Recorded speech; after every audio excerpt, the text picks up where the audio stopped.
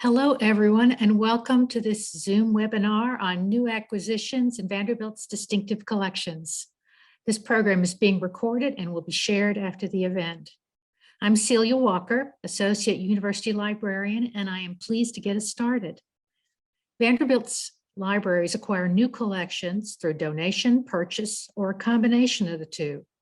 Some of the collections you will hear about today were gifts from donors, while others were purchased through rare book and manuscript sellers or at auction. Today's archivists and librarians are experts in tracking collections that will activate learning on campus. The knowledge they bring to collecting is essential for an R1 institution like Vanderbilt University.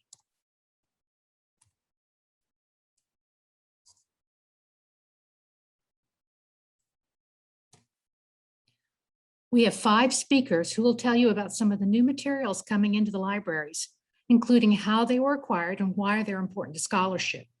They'll answer questions at the end of the presentations. So as questions come up, feel free to put those in the Q&A box below. And I'm now going to turn it over to our first speaker, Zach Johnson, who will introduce himself. Hi, everybody. My name is Zach Johnson, and I am one of the curators of special collections here at Vanderbilt with a focus on our manuscript collections. One of which that I'm excited to tell you about today is the Dinah Shore Collection. So if you could go to the next slide, please.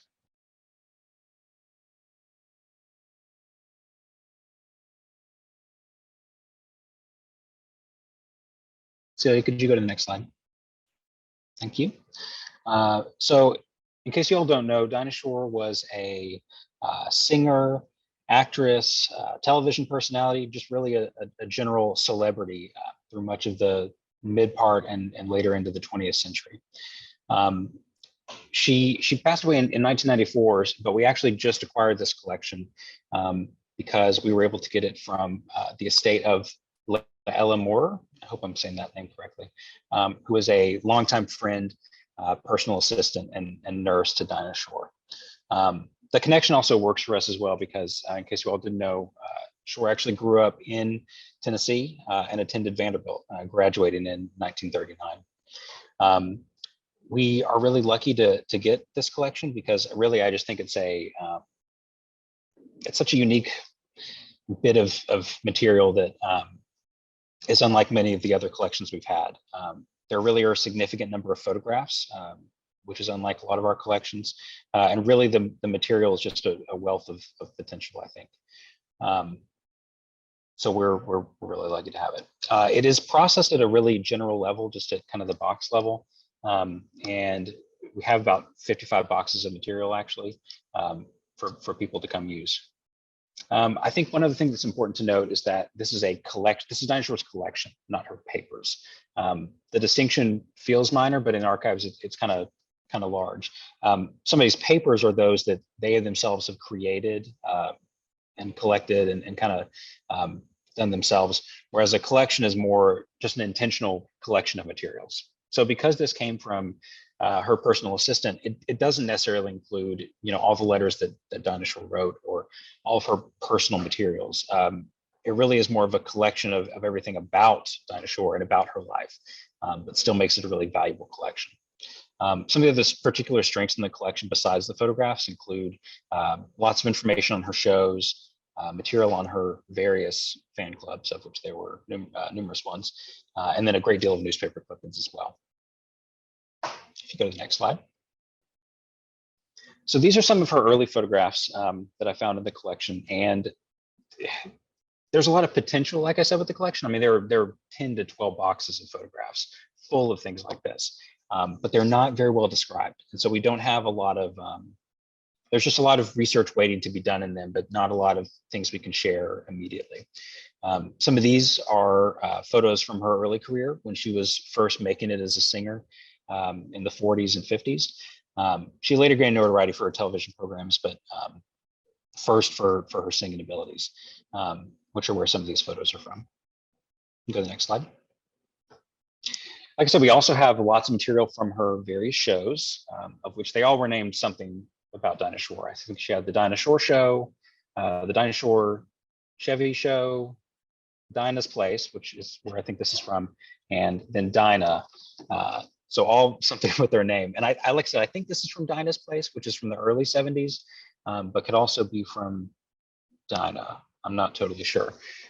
You can see some other figures that you might recognize here, like Betty White's here on the left, Dick Van Dyke, Dinah Shore, Cara Burnett, and I think that's Joe Hamilton on the right. But really, during her television program, she interviewed all kinds of famous people, similar to how a talk show would today. So we're lucky to have a bunch of photographs from all these different shows, and then manuscript material for these shows as well. If we go to the next slide. So these are some of the manuscript materials we have from her shows as well. If you look here on the left, you'll see we've got scripts and some of the outlines for her various shows. This one I think is from Dinah and Friends. So in the late 70s when this was. So we kind of get this behind the scenes look at how they might have run the show. And then if you look on the right, you'll see a recipe, which, just like a lot of the daytime hosts today, she had a lot of people who had various recipes they could cook that would come on the show. And she collected these from her guests and just generally whenever she would encounter one, and actually published a few cookbooks herself as well. So we've got, I think, hundreds of recipes that she's collected, as well as ones that her fan clubs did as well. If you go to the next slide. And so finally, this is some example of some of the fan club material that she has. This one was just called the Dinah Shore Fan Club, simply. And I think it was one of 2 or 3 clubs dedicated to her. And you see that it had members from all over the country, elected to various roles. I think just like the clubs we have today are. And they collected articles about Dinah. They wrote them themselves. Like I said, they collected recipes and put together their own cookbooks around it. They had photos from pictures of Dinah when she was singing or from her shows or things, and really just did all the things a normal club does, but just dedicated to Dinah Shore. So we have runs of, like I said, I think 3 different clubs worth of material that take up probably 3 boxes full of every newsletter that these fan clubs published, which really just has, I think, a lot of research value as well to see what people across the country thought of Dinah Shore and how much they looked up to her, and just what a big celebrity she was in the country. So if you go to the next slide. So that's it. There are many more materials in this collection, but I only had time to show you a couple things. Unfortunately, I cannot stay till the very end of the presentation. So if you have questions for me, it's gonna be best to email me later. I'm probably the one most familiar with the collection, so I can help answer anything I can. My email address is here, or you can contact any of the other panelists on the panel as well. Thank you.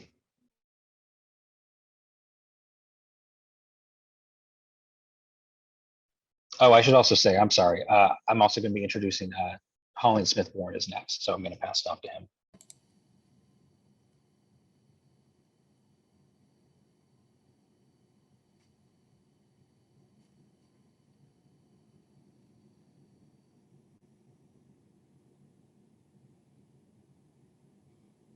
Greetings, everyone. My name is Holling Smith-Borne, and I'm just waiting for my video to be enabled so you can see me. But I'm director of the Ann Potter Wilson Music Library here in the Blair School at Vanderbilt University. And I'm really excited to share with you a new initiative. And this is a partnership with the National Museum of African American Music, which is a new museum here in Nashville, and one which I highly encourage you to visit as soon as you can. It's a very wonderful museum, very immersive, and contains lots of audio and video and artifacts of African American composers and musicians. Next slide.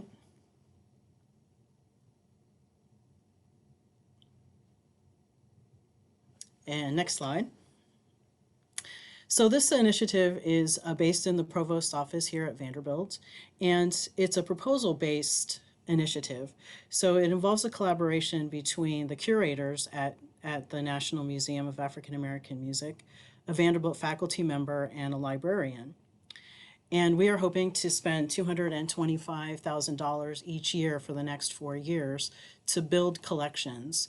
We hope that they'll be interdisciplinary. It seems like that is a welcome initiative here at Vanderbilt to make things truly interdisciplinary, certainly about music, but also other disciplines. So funding is going to be used for collections, rare books, secondary resources, manuscripts, and for preservation of these materials. And the intent is to build collections that support faculty research and student research, but also will be artifacts that can be displayed at the National Museum of African American Music. Next slide. So thus far, we have acquired 4 collections. The initiative has been going for a year and a half. And the one that I'm going to talk about today is the Dizzy Gillespie Collection. But we also have a Janet Jackson collection, which my colleague Sara Manus will talk about in just a minute. We also recently received a collection from the country musician Reese Palmer. And then we've just purchased, but haven't received yet, a collection of Yusuf Lateef, the important jazz and global music musician. And that should be arriving here at the beginning of December. So these collections are acquired by auction through booksellers, and then also directly from individuals, like the Reese Palmer and Yusuf Lateef were acquired directly from those 2 people. So the collections are owned by Vanderbilt. They're housed in our special collections facility, which we call 21 North, and they're generously loaned to the museum, both for their own research, but also for exhibit. Next slide. So our initial collection in this initiative is the Dizzy Gillespie Collection. He's also known as John Birks. And I partnered with Doug Shadle, who is chair of our musicology department here at the Blair School, and Stephen Lewis, who is a curator at the museum. And we worked on this proposal, and it was accepted, and we purchased this collection from James Cummins' bookseller, who had a personal relationship with Dizzy's wife, Lorraine. And she had built up that collection throughout her lifetime. And then James Cummins was able to work with other people to also buy material for them to build this very large collection. The collection, when it arrived, was 15 very large boxes. And I'm not exactly sure how many archival boxes that equals, but many more than 15, supposedly, probably. So this collection includes personal scrapbooks, the Middle East tour scrapbooks, which I'll talk about in a moment, lots of photographs, thousands of photographs and snapshots, his business records, his personal correspondence. There's a large bronze relief that's part of this. He collaborated with so many musicians, so we have many autographed LPs from those musicians that he collaborated with. There's lots of concert programs, publicity materials, artifacts, and then his recordings, both published and unpublished. And I'm not sure that Dizzy Gillespie needs an introduction. I mean, we know him as a jazz trumpeter, band leader, composer, singer, educator, but he was certainly a major figure in the development of bebop and modern jazz. So the portraits that we see here on the top in the middle, this is Joe Williams and John Hendricks, both important jazz singers. This I think documents his relationship with them and friendship with them. On the right, you'll see a very early publicity photo of Dizzy Gillespie that's inscribed to his mother. And then in the bottom, I think one of the boxes was in the collection is a box of Muppet materials, and this is one of the photographs from that. I have to say this is probably my favorite box in the collection, but it includes the script from when he appeared on The Muppet Show. There's also 2 VHS tapes, one of The Muppet Show and one of Sesame Street. There's the script, and there's 2 Muppets that are figurines from the Bendy Company in England of Miss Piggy and Kermit. So Dizzy struck up a long friendship with Jim Henson, and the materials in this I think will be fun, and it'll also be fun for our students to look at that material and engage with that material. Next slide. Here's a photo of Dizzy with Nelson Mandela and Haga Geingob, who was the first Prime Minister of Namibia.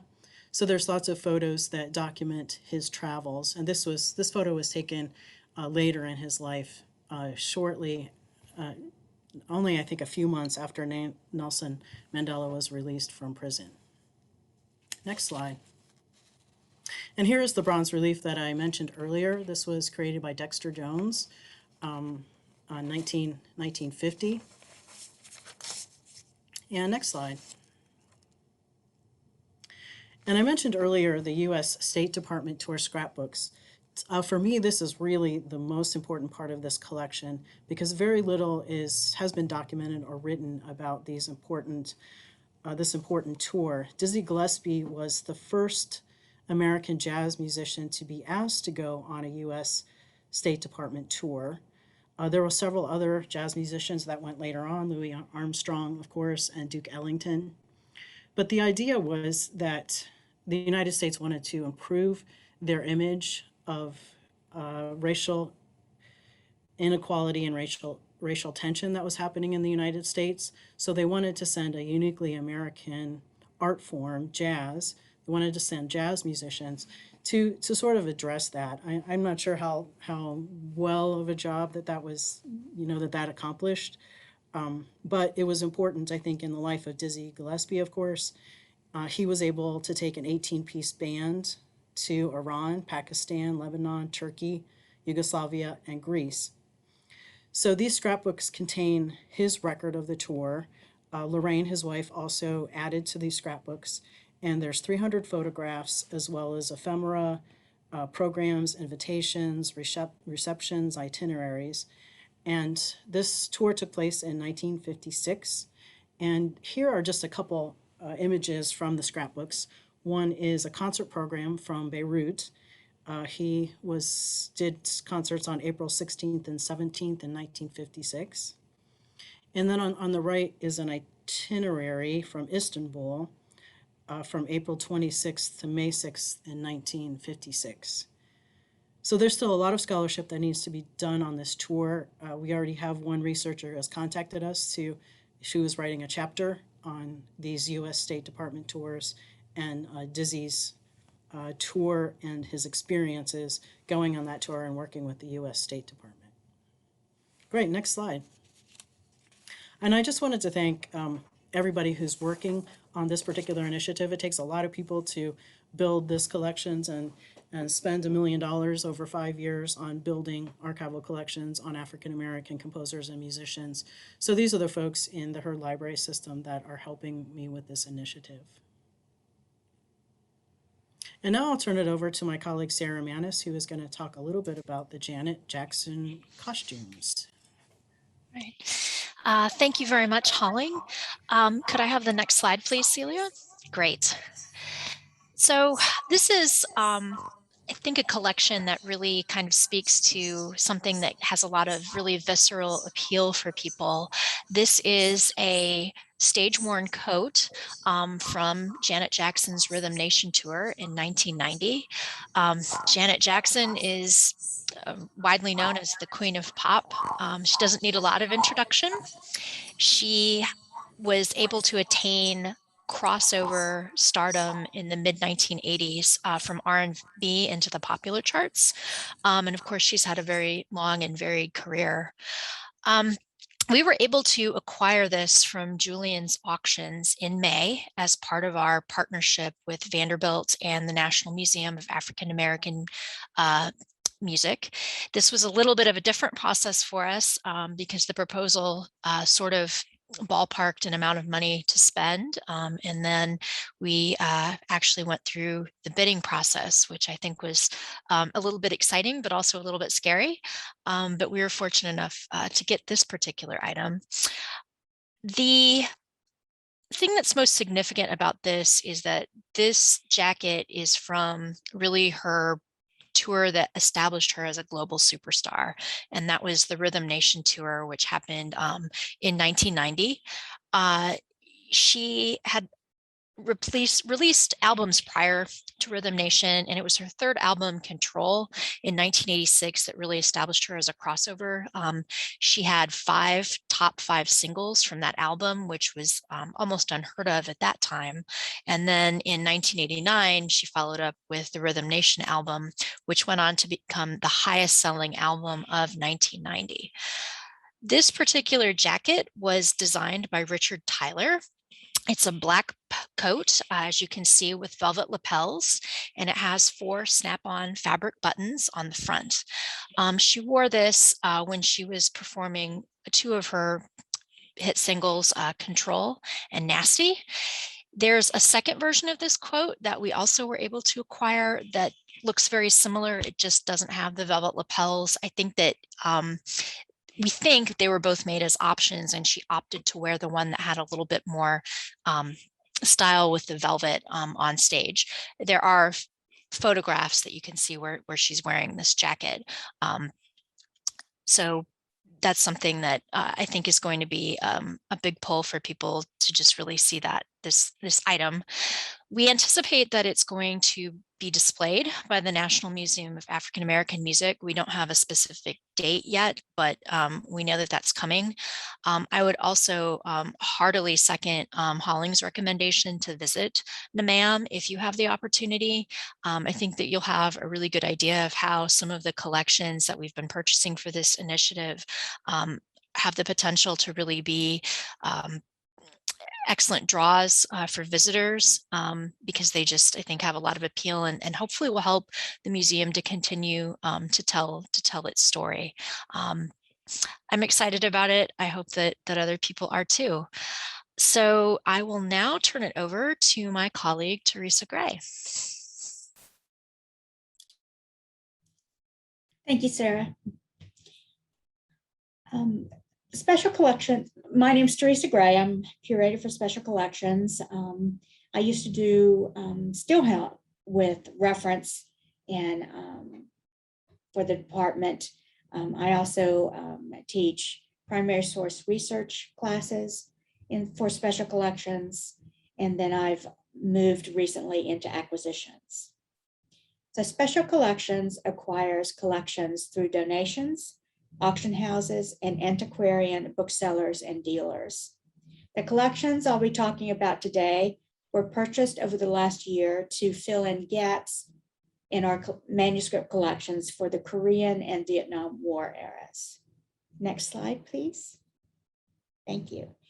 This image shows an example of a website listing for a manuscript collection for sale through an antiquarian seller of books and manuscripts.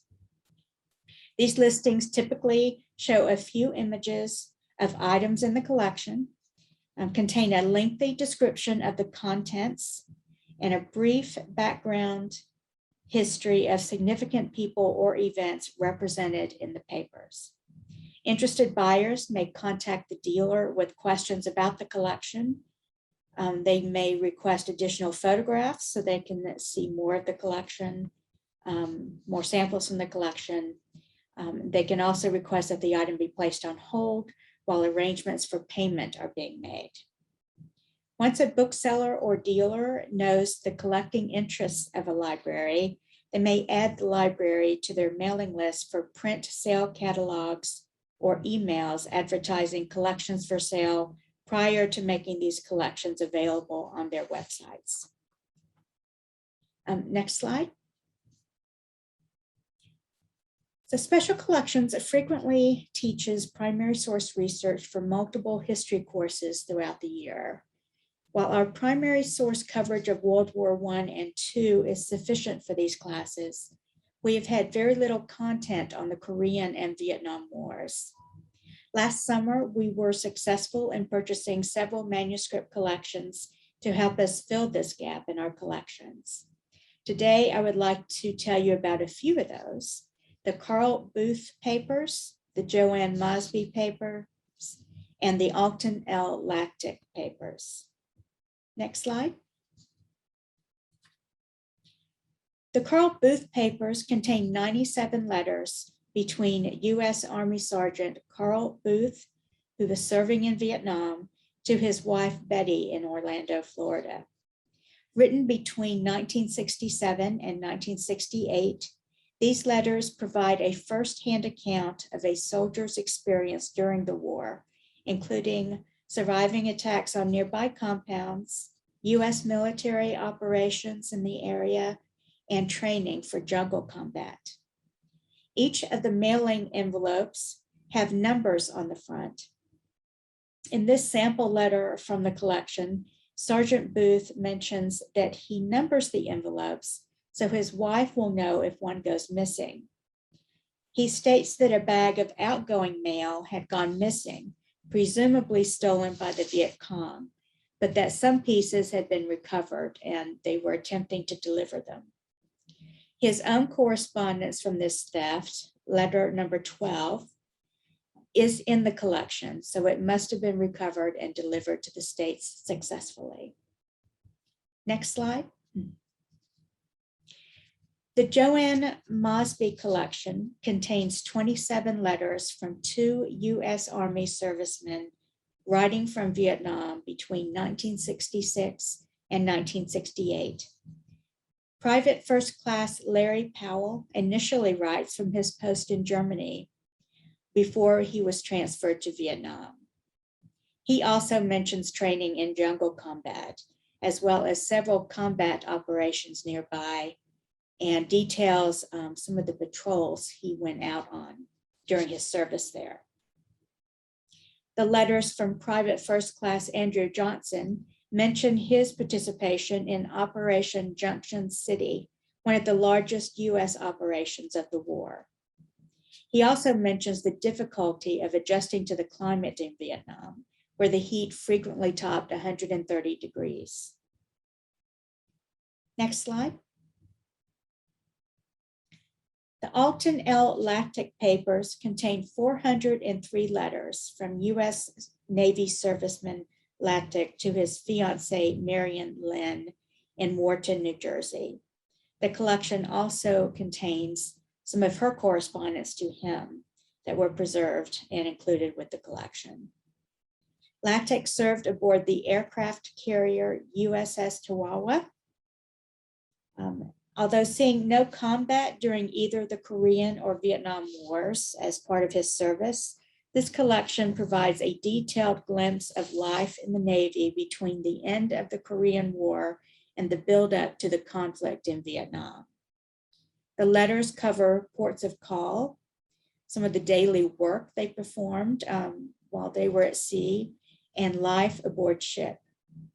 They also address the isolation of spending long months at sea and the difficulties of long separations on personal relationships between servicemen and their loved ones at home. This sample letter from the collection describes the difficulty of finding quiet time to compose letters, his exhaustion at the end of each day, and the plans to head out to sea soon.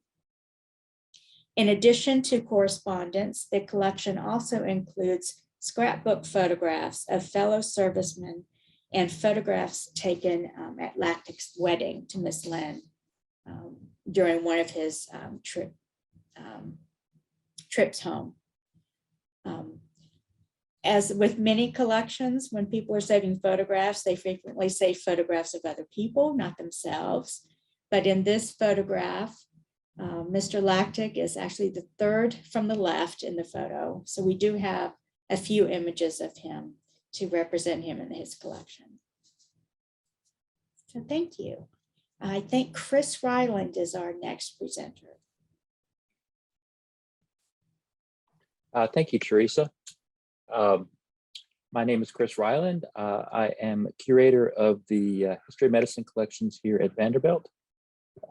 And I'm here to talk to you about two new acquisitions related to Nobel laureates in medicine. These are Stanley Cohen and Earl W. Sutherland. The History of Medicine collections collects rare books and archival materials related to the history of medicine, including the history of medicine at Vanderbilt. So these are really important collections, and we are proud to have these new acquisitions. Next slide, please. So there have been 6 Nobel laureates associated with Vanderbilt University as a whole. 3 of these have been for medicine or physiology: Max Delbruck in 1969, Earl W. Sutherland in 1971, and Stanley Cohen in 1986. Max Delbruck was not here at Vanderbilt when he won. His papers are at Caltech. But Dr. Sutherland and Dr. Cohen were both here on faculty when they received their prizes. And we are so proud to have their papers. And the name of the prize is Medicine or Physiology, but it's just one prize. Next slide, please. So Earl Sutherland was a physiologist who was trained at the Corey Lab in Washington University at St. Louis. He came to Vanderbilt in 1963, from 1963 to 1973. And as I mentioned, during that period, he was Nobel laureate and went to Stockholm, of course, to receive the prize. Next slide, please. And his award is for discoveries concerning the mechanisms of the actions of hormones. This is related to a discovery of a substance called cyclic AMP, which is an intracellular signaling molecule. And there's some more details on this slide, but it has to do with the influence of hormones on the cell. Next slide, please. So we have an existing collection of small collection of his materials, Dr. Sutherland's materials, that largely consist of the Nobel Prize itself, as well as Nobel ceremony memorabilia. On the screen here is the diploma that was given to Dr. Sutherland. And I love this certificate. It's a little, you can't see here, but it's a folding book. And of course, it's in Swedish. And it seems both official and a little bit intimate as well. And there's the citation there in Swedish for his accomplishments. Next slide, please. So this is the Nobel Prize itself. When Dr. Sutherland's son came to VU this summer to give us the new addition to the collection, we were very proud to get a photo of him with his father's medal. But this is a photo of the medal itself, and it is very shiny in person. So we love to get it out of the safe when we can and share it. Next slide, please.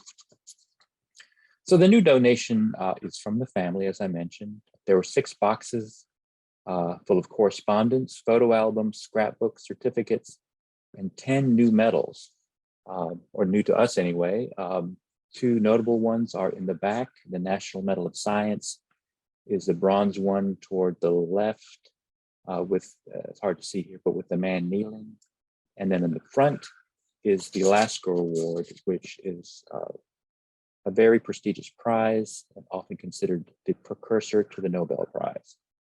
So this is very exciting to have all of these prizes in our collection in addition to the Nobel. Next slide, please. So the new collection, the new edition, as I mentioned, includes several scrapbooks, quite a few scrapbooks, many of them having to do with the Nobel Prize and letters of congratulations from former colleagues and faculty members.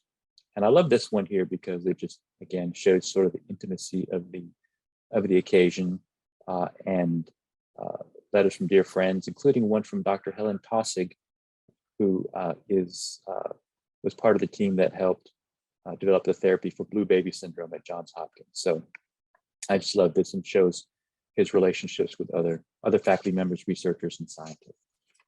Next slide, please.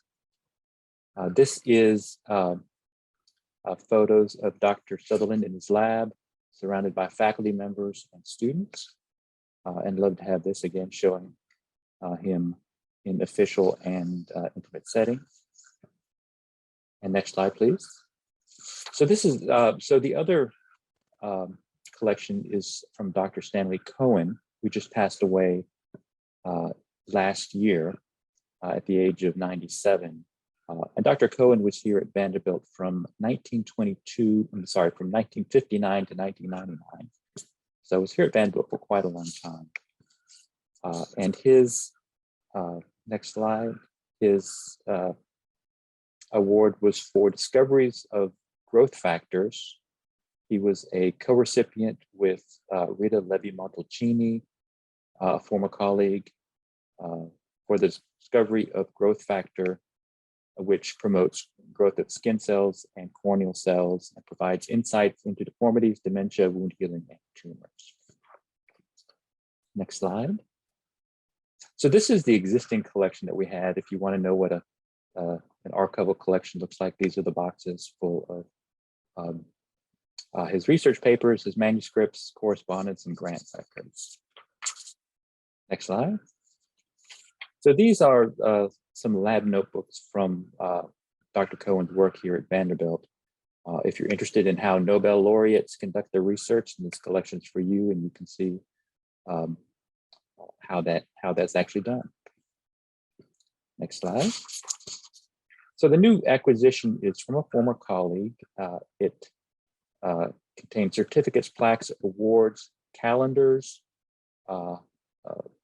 research calendars, and lab equipment. And here's here's a photo of some of the lab equipment that we have. These are glass tubes, glass jars, cylinders, dishes full of paraffin. And again, I love that this is shows that Nobel level research can be done with the simplest equipment. I don't know how well you can see it, but in the back, there is a glass heart. And I'm not sure how the glass heart was used in his research, but would love to find out. And then finally, next slide. Two certificates and awards that we received as part of the new edition. The one on the left is from the Helen Keller Prize and represents his contributions of his research to eye research. And then the one on the right is from the Coriell Institute for Medical Research and shows his contributions of his research to cancer, regulation of cancer cells. So this gives us a wide perspective of the fundamental nature of his research into epidermal growth factor. And with that, I will turn it over to my colleague, Kathy Smith. Thank you. Thank you, Chris. Thank you, all of you curators. Those were fascinating presentations. So